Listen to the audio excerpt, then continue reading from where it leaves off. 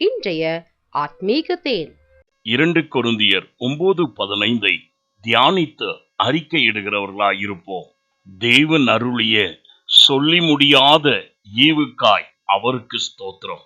ஆம், தேவனை ஸ்தோத்தரிப்பது நம்மேல் விழுந்த கடமையாய் இருக்கின்றது.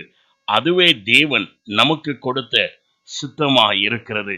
அவரை ஸ்தோத்தரிக்கும் பொழுது கிருபை பெருகும்.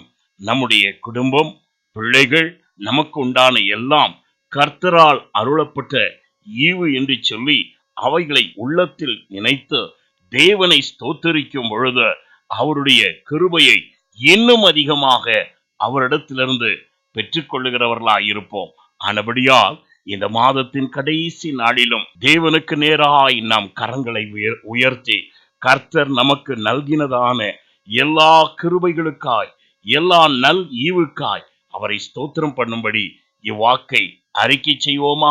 தேவன் அருளிய சொல்லி முடியாத ஈவுக்காய் அவருக்கு ஸ்தோத்திரம். நாம் ஒன்று சேர்ந்து ஜெபிப்போம்.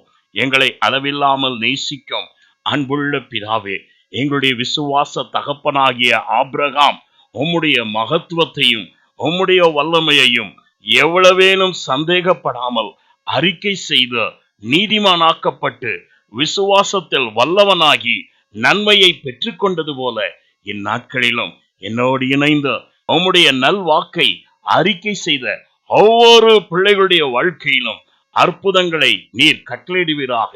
எண்ணிக்கடங்காத நன்மைகளில் அவர்கள் சுகித்து வாழும்படியாய் உண்மையான எல்லா ஈவுகளும் உம்மிடத்திலிருந்தல்லவோ எங்களுக்கு வருகிறது. அந்த நல்ல ஈவினாலே நிரப்பி ஆசீர்வதித்து வழி நடத்துவீராக.